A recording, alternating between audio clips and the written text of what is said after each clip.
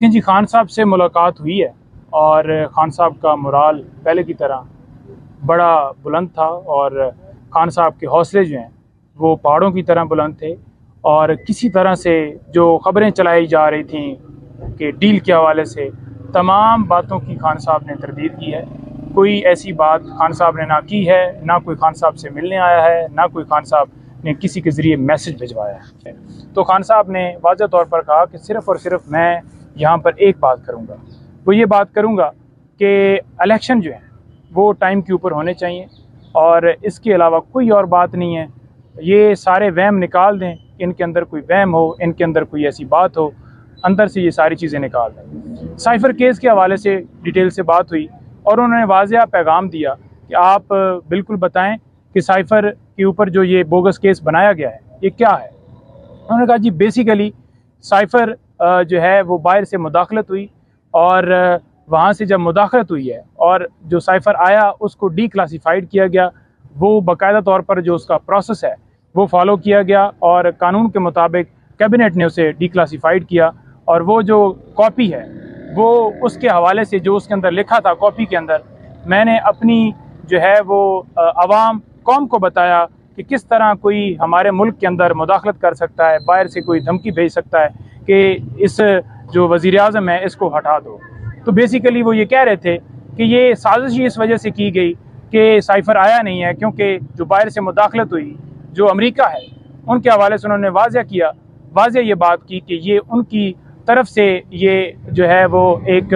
बात को रोकने के लिए इन्होंने जानबूझकर ये ऐसा प्रोपेगेंडा किया ताकि लोगों तक पता ना चले, क्योंकि उनके लिए खुद ये एक शर्मिंदगी की बात थी कि कैसे अंदरूनी मामलात में मुदाखलत किसी भी मुल्क में की जा सकती है। तो उन्होंने कहा जी कि देखें बात यह है कि उन्होंने हमारी गैरत पे हमला किया,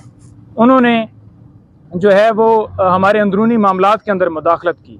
तो मैं अवाम का नुमाइंदा हूँ, मुझे अवाम ने वोट दिया, मैं इस मुल्क का शहरी हूँ, मुझे मुल्क से प्यार है और मैं कैसे ये बर्दाश्त कर लेता कि कोई बाहर से धमकी दे और मैं चुप करके बैठा रहता। मैं क्यों ना लोगों को बताता कि इस तरह से ये साजिश की गई और उसका आपने रिजल्ट देख लिया कि वाकई चलती फिरती जो हुकूमत है उस साइफ़र के बदले में जो है वो गिरा दी गई। दूसरे नंबर पर उन्होंने कहा कि ये जो डॉक्यूमेंट्स कहते हैं कि कोड जो हैं शेयर किए गए, किसी तरह से कोड्स ना शेयर किए गए, ना कोई ऐसी जो ओरिजिनल जो साइफ़र है उसको मैंने किसी के साथ शेयर किया, बल्कि इसके ऊपर तो वो ओरिजिनल जो है वो फ़ॉरेन ऑफिस के अंदर मौजूद होता है और अभी भी वहाँ पर ही है। तो ये सिर्फ़ और सिर्फ इल्ज़ाम या इस केस इस तरह इस वजह से बनाया गया है ताकि मेरी हिम्मत टूट जाए। यहाँ पर उन्होंने बताया कि मुझे जो रिपोर्ट जमा करवाई गई है सुप्रीम कोर्ट में,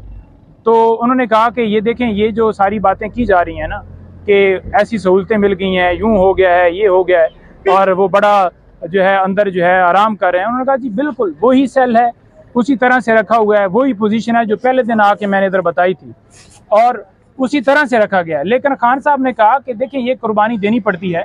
कौम के लिए कुर्बानी देनी पड़ती है, अपनी नस्लों के लिए कुर्बानी देनी पड़ती है और वो मैं कुर्बानी दे रहा हूँ और दूंगा।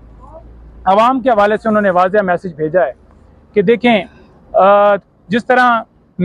मुझे यहाँ पर रखा गया है और मैं अपने मौक़िफ़ से कभी भी नहीं हटूँगा, क्योंकि ये हकीकी आज़ादी की जंग है और इस हकीकी आज़ादी की जंग जो है इसको आपने भी इसी तरह से कंटिन्यू रखना है। और जो कौम झुक जाती है, डर जाती है या अपने मौक़िफ़ से पीछे हट जाती है तो वो कभी भी आज़ाद नहीं होती, और ये आप लोगों की आज़ादी की जंग है। आज उन्होंने कहा कि देख लो कि गरीब आवाम के साथ क्या किया जा रहा है। आज उन्होंने देखा कि उन्होंने कहा कि आप ये देख लो कि मुल्क के अंदर महंगाई कहाँ पर पहुँच गई है, चीज़ों की कीमतें कहाँ पर पहुँच गई हैं, पेट्रोल डीजल कहाँ पर पहुँच गया है। आज जो बिजली के बिल हैं,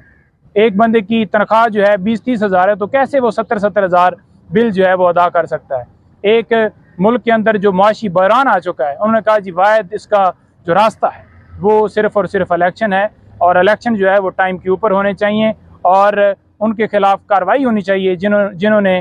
केपी में, पंजाब में इलेक्शन के अंदर डिले करवाया और जानबूझकर इलेक्शन नहीं करवाए। उनके खिलाफ जब तक आर्टिकल 6 नहीं लगेगा उनके ऊपर तौहीन अदालत की कार्रवाई नहीं होगी, क्योंकि सुप्रीम कोर्ट ने जब वाज़ेह कह दिया और उन्होंने इलेक्शन नहीं करवाए तब तक ये जो है आगे नहीं जा सकता। दूसरा उन्होंने जो ये बात की है कि देखें मेरी ना जायदाद बाहर है, ना मेरी कोई प्रॉपर्टी बाहर है, मैं इस मुल्क का हूँ और मैं इस मुल्क के अंदर रहूँगा। ये वहम दिल से निकाल लें कि मैं मुल्क छोड़कर बाहर चला जाऊँगा। और मैं हर तरह की, जिस तरह की ये तकलीफ़ दें, जिस तरह का ये हाल रखें, उन्होंने कहा कि मेरे जो हवाले से कोई बात करने की कि मुझे ये फैसिलिटी है या नहीं, उसको छोड़ दें। मैं जो अपना मेरा मकसद है वो मैं हल करने के लिए जो भी रास्ते में आएगी वो डेफिनेटली मैं फेस करूंगा और हर रुकावट को मैं बर्दाश्त करूंगा। यहाँ पे थोड़ा सा मैं ऐड कर दूं कि खान साहब का अंदर वही स्टैंड है। हवाले से 15 तारीख का कहा गया है बात करवाने के हवाले से, उस सुप्रीम जेल ने इनकार कर दिया है। उस हवाले से ऑफिशियल सीक्रेट एक्ट को मरकज बनाया गया, इसकी वजह। देखें, बात यह है कि बच्चों के हवाले से मुलाकात के ऊपर पाबंदी नहीं होनी चाहिए। आज हमने दरख्वास्त वहाँ पर दी है, जो साइफर कोर्ट की स्पेशल जो अदालत बनी है साइफर के मुकदमे के लिए, उसमें दी है हमने दरख्वास्त। और तौहीन अदालत की कार्रवाई जो है